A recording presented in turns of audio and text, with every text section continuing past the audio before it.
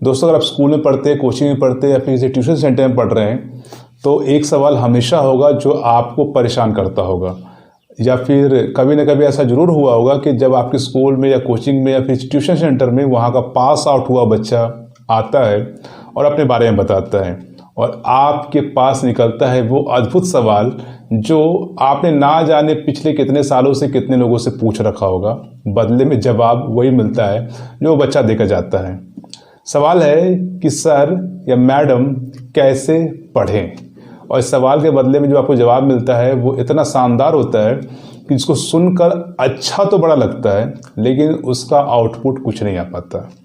10 से 15 साल हम सिर्फ पढ़ाई लिखाई करते रहते हैं और पढ़ाई लिखाई करने के बावजूद भी फिर वही सवाल लेकर कभी ना कभी किसी न किसी के पास खड़े ही रहते हैं कि सर कुछ तो बता दो कि कैसे पढ़ा जाए। अगर आपको हिंदी नहीं समझ में आता है तो आप हिंदी के टीचर से पूछते हो, अंग्रेजी नहीं आता है तो आप अंग्रेजी के टीचर से पूछते हो।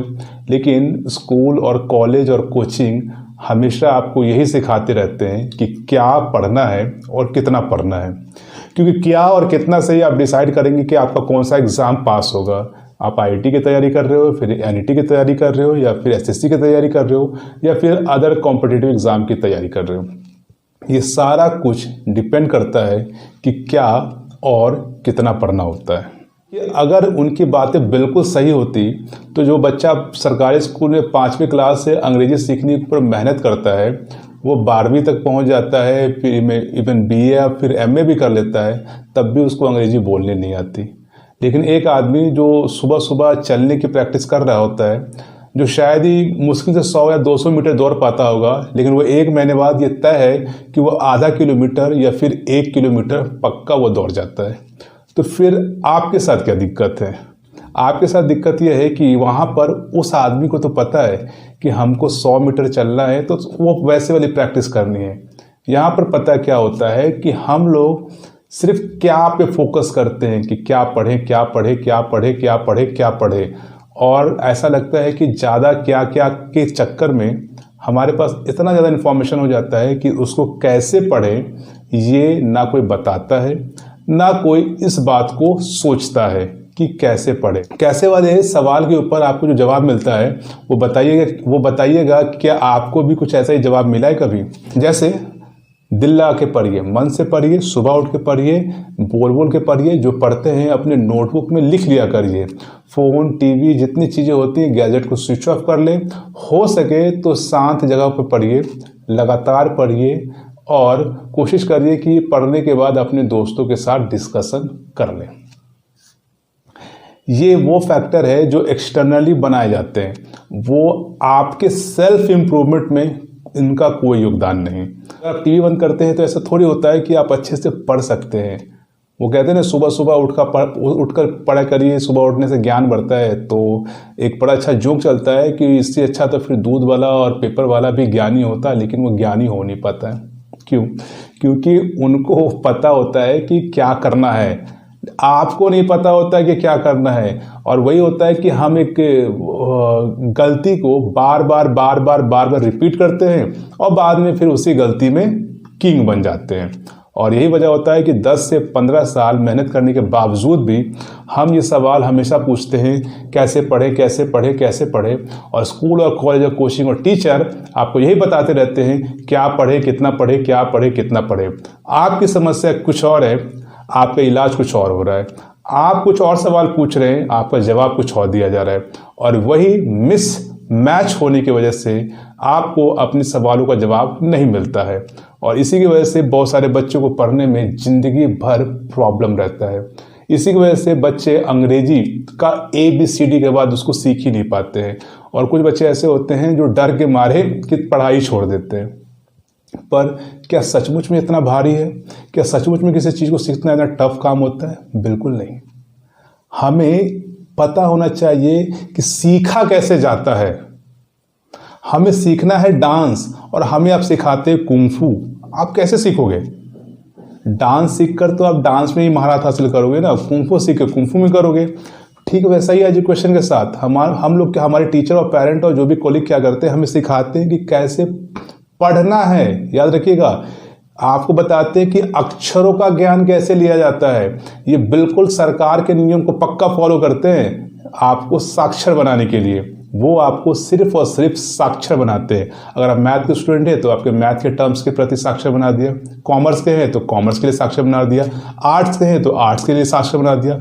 तो सिर्फ और सिर्फ उसके टेक्निकल टर्म के प्रति ये आपको साक्षर कर देते हैं। आपको पढ़ाया क्या? कुछ भी नहीं। आपने जो ABCD सीखी थी, आपने जो क ख ग सीखा था, बस उसी क ख ग और ABCD से आपको नए नए टर्म सिखा दिए, हो गई पढ़ाई। तो फिर समस्या का समाधान मिला आपको? नहीं मिलता है। इसीलिए 10 से 15 साल हमें इसी सवाल के पीछे भागते रहते हैं, कैसे पढ़े कैसे पढ़े कैसे पढ़े। और जवाब भी वही मिलता है जो मैंने आपको पहले बताया था, दिल लगाकर मन लगाकर और ना जाने क्या क्या। स्कूल में जब एडमिशन लेने जाते हैं तो फिर बोलते हैं कि मेरा बच्चा अच्छा से तो पढ़ तो लेगा ना। स्कूल वाले बोलते हैं हाँ हमारे यहाँ अच्छे टीचर हैं, हमारे यहाँ लाइब्रेरी की व्यवस्था है, हमारे यहाँ टीचर जो होते हैं वो गेस्ट के तौर पर हम लोग बाहर से बुलाते हैं, क्लास के बाद कमज़ोर बच्चों को हम अच्छा पढ़ाने की कोशिश करते हैं। तो ये सब चीज़ें जो है वो एक्सटर्नली काम होता है। अगर आपका बच्चा 1 है तो ये अच्छा टीचर, अच्छी बिल्डिंग, अच्छे गेस्ट लेक्चरर, ये सब एक्सटर्नली उसके पावर को बढ़ा रहे हैं। लेकिन 1 के ऊपर आप जितना ही पावर बढ़ा दीजिए ये 1 ही रहेगा। इसमें इम्प्रूवमेंट करने के लिए आपको इसके सेल्फ इम्प्रूवमेंट करना पड़ेगा। यानी कम से कम अगर आप इसको 0.001 का भी इम्प्रूवमेंट करते हैं तो एक्सटर्नली आप जितनी भी फैसिलिटी देंगे वो इसके नॉलेज को और इसके एनर्जी को बूस्ट कर देगा। फिर जो समस्या है पढ़ने वाली, वो समस्या शायद कम हो जाए या फिर ख़त्म भी हो सकती है। क्या करना पड़ता है?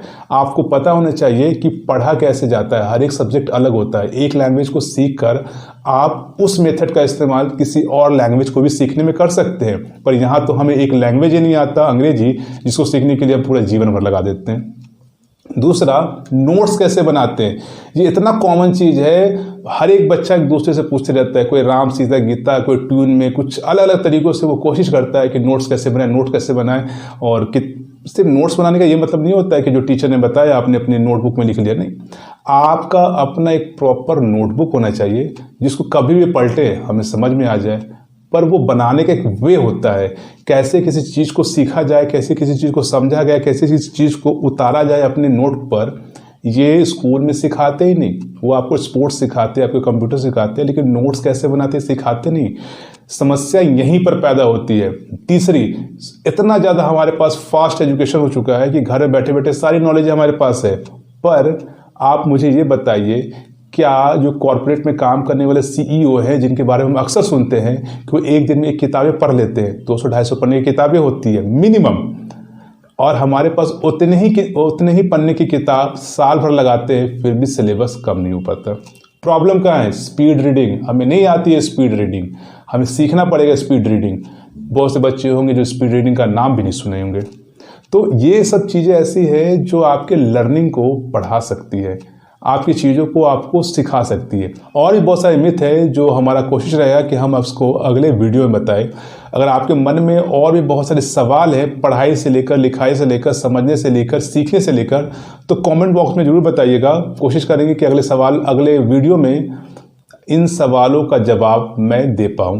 और क्या क्या अजीबोगरीब मिथ बनाकर हमने अपने एजुकेशन सिस्टम को ख़राब कर रखा है, और जिसकी वजह से हमारा बच्चा या फिर मैं या खुद कोई और व्यक्ति जो पढ़ना तो चाहता है लेकिन कुछ अजीबोगरीब सिस्टम के चलते वो पढ़ नहीं पाता है। तो मिलते हैं अगले वीडियो में, तब तक अपने सवालों को यहाँ पर ज़रूर लिखें।